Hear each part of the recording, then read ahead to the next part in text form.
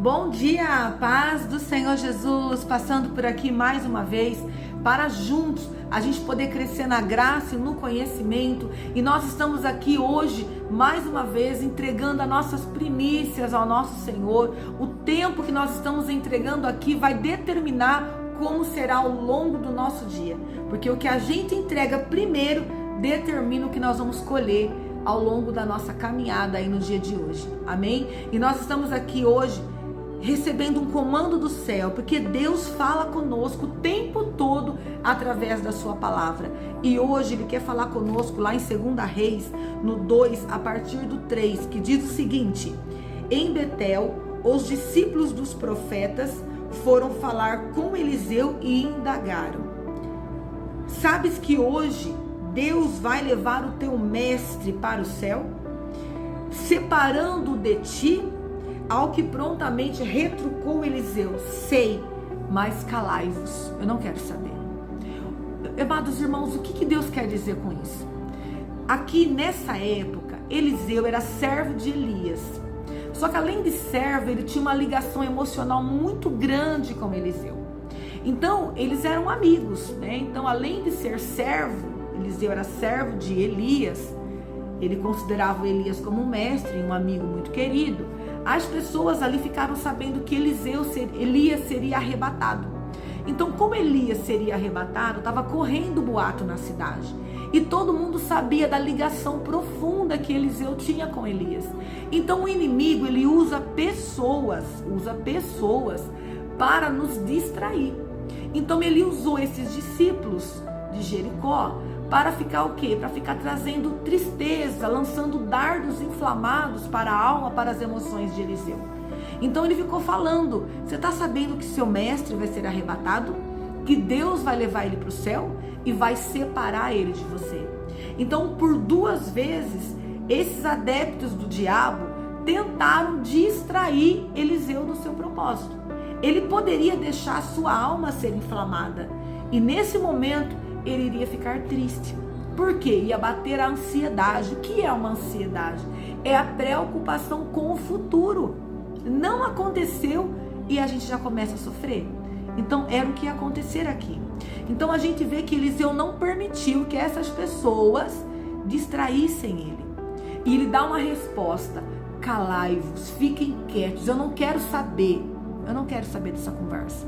Então não falem para mim essa conversa, eu não desejo participar desse assunto. Eu sei o que vai acontecer. Eu não preciso me distrair com isso. Então ele seguiu o seu propósito. Ele não tirava o olho de Elias. Aonde Elias ia, Eliseu ia também. Então Elias percebeu a fidelidade de Eliseu e viu que ele não permitiu que o inimigo distraísse. Então, quando estava na hora dele ser arrebatado, ele vira para Eliseu e fala: eu queria te dar alguma coisa por conta da sua fidelidade. O que eu poderia te dar de recompensa por ter sido fiel até o fim comigo? Então ele pega e fala: eu quero a porção dobrada do poder espiritual que está sobre a tua vida. Então ele fala: se você ficar de olho no que vai acontecer comigo, essa porção dobrada é tua. E então acontece de vir uma carruagem de fogo e separa os dois. Um fica de um lado, o outro do outro. Aí Eliseu viu o Elias sendo arrebatado, levado por essa carruagem de fogo. E ali aconteceu o que os discípulos de Jericó estavam dizendo para ele. Era verdade. Só que na verdade eles estavam querendo o quê? Trazer ansiedade para Eliseu se distrair. E então acontece que o Eliseu viu o Elias sendo arrebatado e ali então ele toma posse da porção dobrada que era de Elias, caiu sobre a vida dele. Então ele pôde viver as suas maiores experiências com o poder de Deus sobre as tuas mãos. E o que Deus quer dizer com tudo isso, meus amados irmãos? O inimigo faz a mesma coisa com a gente. Qual que é o nosso propósito como filhos de Deus? É voltar para casa. Nós não pertencemos a esse mundo. Lá em João fala, Jesus fala: Pai, eu não sou daqui, eles também não são. Eu dividi com eles o que o Senhor me deu. Então nós somos peregrinos nesta terra. Então o nosso alvo é Cristo. Porque Jesus é o caminho, a verdade e a vida. Ninguém vai ao Pai se não for por Jesus. É Jesus que vai nos levar de volta para casa. Ele é a porta do céu que vai se abrir para mim e para você. Então nós não podemos perder Jesus de vista. Nós não podemos ficar distraídos com a enfermidade, com a fofoca, com as contendas, com a violência, com a sedução desta terra. Tudo isso é a artimanha do inimigo para nos distrair. Então a gente tem um alvo. Qual é esse alvo? Cristo. Jesus é o bilhete que vai levar a gente de volta para o céu. Então, assim como Eliseu não podia perder Elias de vista, nós também não podemos perder Jesus de vista. Então recebe essa palavra. Toma posse nessa manhã dessa palavra. Não permita que essa palavra passe desapercebida e você não entre de cabeça na revelação do Espírito Santo. Porque aquele que tem ouvido, ouça o que o Espírito diz às igrejas. E nós somos a igreja do Senhor. Você é a igreja do Senhor. Você é templo do Espírito Santo. E Deus não quer que você se distraia. Você pode falar, mas eu não estou entendendo, missionária. Muitas vezes o inimigo quer te distrair com conversa, com fofoca, com enfermidade, com problemas, com ansiedade, com depressão, com coisas que muitas vezes só vai te distrair com o cenário, com as crises do dia a dia. Tudo isso é para te distrair. Por quê? O inimigo é espiritual. Ele também vê as suas bênçãos lá na frente. E ele quer te impedir de tomar posse. Então o inimigo sabia que Eliseu era o sucessor de Elias. O inimigo sabia. E o inimigo sabe que você tem algo preparado. Por quê? A Bíblia fala que você é herdeiro e co-herdeiro com Cristo. Então há algo preparado para você, meu irmão. Aleluia.